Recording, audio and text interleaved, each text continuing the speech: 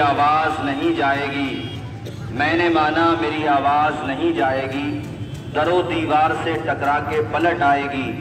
अब भी मौका है अंधेरों का, कीजिए इलाज, वरना नई नस्ल उजालों को तरस जाएगी। ये मैंने चारों मिसरे अपने तमाम ही हिंदुस्तानी भाइयों से कहे हैं, और चूंकि यहाँ काफ़ी तादाद में हमारे प्रशासनिक अधिकारी भी मौजूद हैं और मीडिया के बुद्धिजीवी भी उपस्थित हैं, मैं उनके सामने ये बात पूरी जिम्मेदारी के साथ रखना चाहता हूँ कि आज का जो ये प्रोग्राम है, तो दरअसल ये प्रोग्राम हिंदुस्तान के दस्तूर को बचाने के लिए रखा गया है।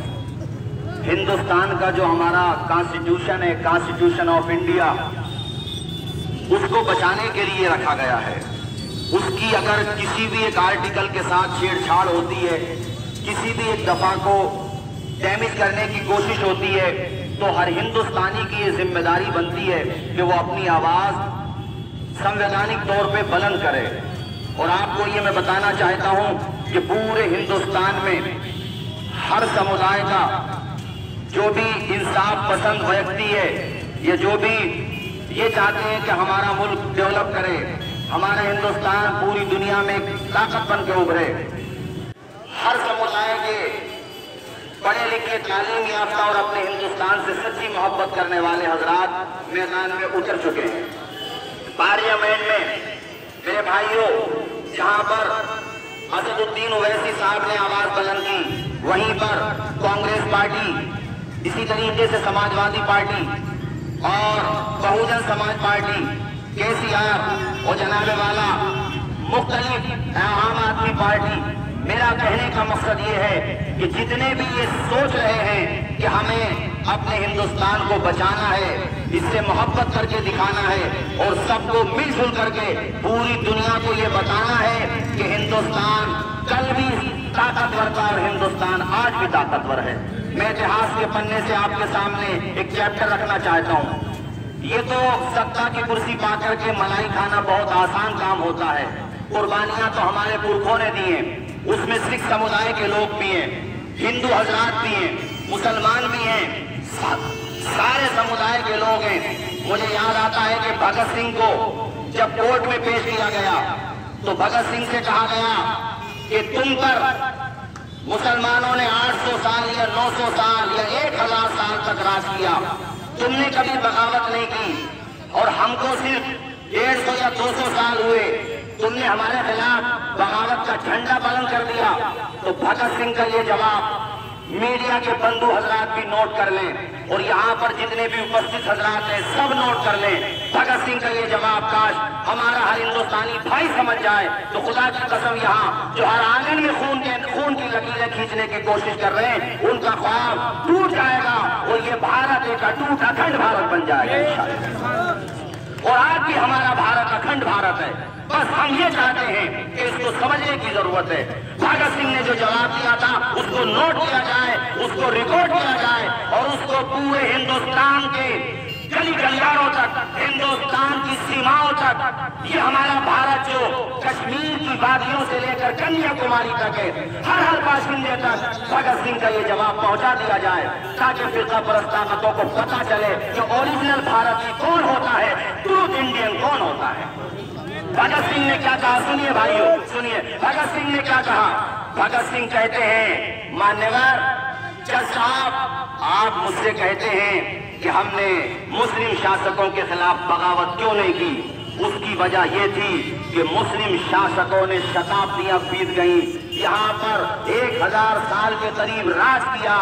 हमारे इस हिंदुस्तान को जिन ताकतों ने सोने की चुल्ला बनाया था वो मुस्लिम शासक थे, तो उनके खिलाफ बगावत कैसे करते हम। और तुमने हमारे भारत को लूटा। और इस पंच मिसाल लेकर के उन्होंने कहा कि हमारे यहाँ की नदियों से, गंगा जमुना से, यहाँ से हीरे जवाहरात और यहाँ के खजाने ले जाते हो, 7 समंदर पार तुम ऐश करते हो, डिवाइड एंड रूल की पॉलिसी अपनाते हो और हमसे कहते हो कि हमने मुसलमानों के खिलाफ बगावत क्यों नहीं की। कैसे बगावत कर करते थे, उन्होंने हमारा मुल्क बंगाल की खाड़ी से लेकर अफगानिस्तान की पहाड़ी तक पहुंचा दिया था। वो ऐसा उन्होंने जिसको आज ये मंदी देख रहे नहीं आपके रोजी कमाने वाले को रोजगार नहीं मिल रहा, बच्चियों के रेप हो रहे हैं, जिंदा जला दिया जा रहा है। एक अजीब सिचुएशन है। इस मुल्क में सबसे ऊपर जो यहाँ की करेंसी गई थी वो किसका दौर था मेरे भाइयों? वो हमारा दौर था। और अभी भी पिछले दिनों में जो करेंसी ऊपर गई थी वो मनमोहन सिंह जी का दौर था। हम तो चाहते हैं कि ऐसे मुद्दों पे बात की जाए। हम सब चाहते हैं कि मिलजुल करके यहाँ जिन युवाओं को नौकरियां नहीं मिली है उनको नौकरी दिलाई जाए। जो अभी तालीम के हवाले से पीछे हैं, देख रहे हो चालाकी, ऐसे मुद्दे लाते हैं, बलात्कार का मुद्दा उन्नाव का गायब, जनाबे वाला, और भी मुख्तलिफ जगहों पर जो महंगाई कहीं से कहीं पहुंच गई, कारोबार ठप हो गए, फैक्ट्रियां बंद हो गई, सारे मुद्दे खत्म हो गए। ये साहब एनआरसी वाला मुद्दा छेड़ दिया इन्होंने। लाइए आप, लेकिन भेदभाव मत कीजिए। जितना हक इस हिंदुस्तान पर आपका है उतना ही हक हर उस हिंदुस्तानी का है जिसने इस भारत में जन्म लिया है मेरे भाइयों। मैं ये नहीं कहता कि ये हिंदुस्तान सिर्फ मुसलमानों का नहीं, ये सबका है। भारत में ये कहते हैं सिसकते हुए मंजर ख्वाजा पिया के ख्वाब की ताबीर नहीं है। हर धर्म के लोगों का यहाँ हक है बराबर। भारत किसी के बाप की जागीर नहीं है। और हम ये मुल्क छोड़ के नहीं जाएंगे, हमें इस मुल्क से मोहब्बत है। ये तो आप जहन से निकाल दीजिए कि यहाँ का कोई भी नागरिक किसी भी समुदाय का हो भारत को छोड़ के जाएगा। यहाँ से हमें आपको निकालने के लिए हमारे सीनों पे गोलियां चलाना पड़ेंगी, लेकिन हम ये भारत छोड़ के नहीं जाएंगे क्योंकि हम यहाँ पैदा हुए हैं। इसके लिए अशफाकुल्लाह खान ने फांसी का फंदा चूमा है, इसके लिए मौलाना किफायत अली काफी ने फांसी के फंदे पर लटक गए हैं, इसके लिए अल्लामा फजल हक हैदराबादी काला पानी की सजा पाई है। उन्होंने 55,000 से ज्यादा उलमाए किराम 1857 की जंग आजादी में फांसी के फंदे को जिन्होंने मुस्कुराते हुए चूम लिया था और कहा था सारे जहां से अच्छा हिंदुस्तान हमारा, हम बुलबुलें हैं इसकी ये गुलसिता हमारा। आप क्या समझते हैं कि हम ये भारत छोड़ के चले जाएंगे? आज भी इस भारत में हमारे हक के लिए लड़ने वाले हिंदू समाज के लोग मौजूद हैं। वो पार्लियामेंट में तुम्हारे हक में जो बोल रहे हैं, जहां असदुद्दीन ओवैसी बोल रहे हैं, वहां पर भाइयों दर्जनों की तादाद में हिंदू समुदाय के लोग बोल रहे हैं मेरे भाइयों। तो हम कैसे मान लें कि ये हिंदुस्तान कम्युनल हो गया? नहीं, ये हिंदुस्तान कल भी सबका था, आज भी सबका। रही मियां सत्ता की मलाई तो बड़े बड़े आए, बड़े बड़े चले गए। इस हिंदुस्तान का कोई कुछ नहीं बिगाड़ पाया और हिंदुस्तान इंशाअल्लाह सब लोग मिलजुल करके रहेंगे। यहाँ ये भी बता दूं, अधिकारियों के सामने एक बात बता दूं, हुक्मरानों में ये नहीं कि जालिम हुक्मरान सिर्फ एक ही धर्म से रिलेटेड हो। हमारे यहाँ पर भी हुए जालिम हुक्मरान। यजीद मुसलमानों में शुमार होता था, मुसलमानों में शुमार होता था यजीद, और उसने जब जुल्म किया तो नबी के घर वालों तक को कत्ल कर दिया उसने सत्ता के लिए। लेकिन तुमको सुन के ताज्जुब होगा मेरे प्रशासनिक भाइयों कि हजरत हुर नाम का एक बहुत बड़ा अधिकारी था जो पूरे प्रशासन को संभालता था।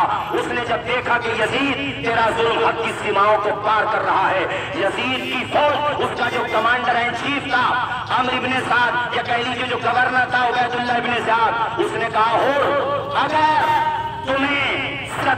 तुम्हें अपने पद में रहना है तो हमारे हुकूमती फरमान को मानना पड़ेगा।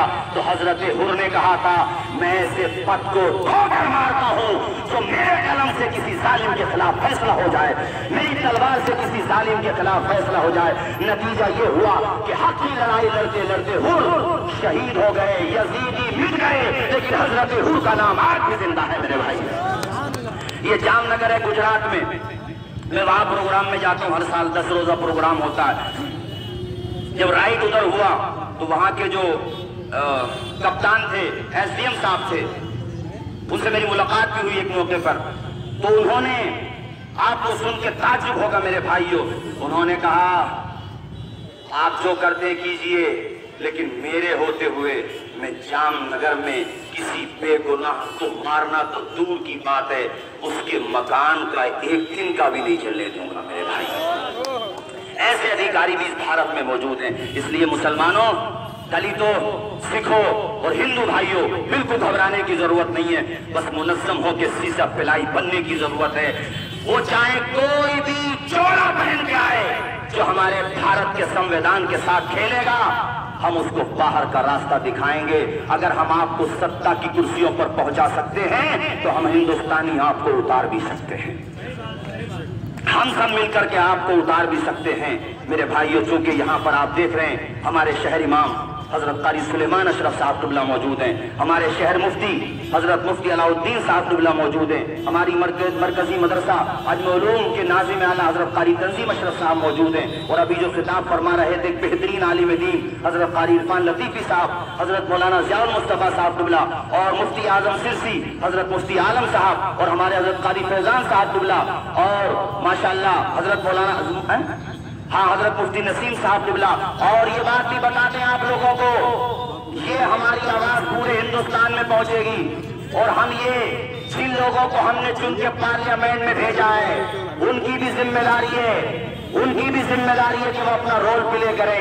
ये नहीं कि बात आउट करके दोनों हाथों में लड्डू ले लें। आपको अगर चुन के भेजा गया है तो इलेक्शन के टाइम पे आकर के जज्बात से खेल करके वोट हासिल कर लिए जाते हैं, लेकिन उम्मत में जब मुसीबत का वक्त होता है तो मोबाइल स्विच ऑफ कर लिए जाते हैं।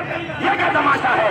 अगर आपको हमारे वोट चाहिए तो आपको संविधान के दायरे में हमारे हक की लड़ाई लड़ना पड़ेगी, वरना सोच लीजिए ये कौम बेदार हो चुकी है और हर हिंदुस्तानी बेदार हो चुका है।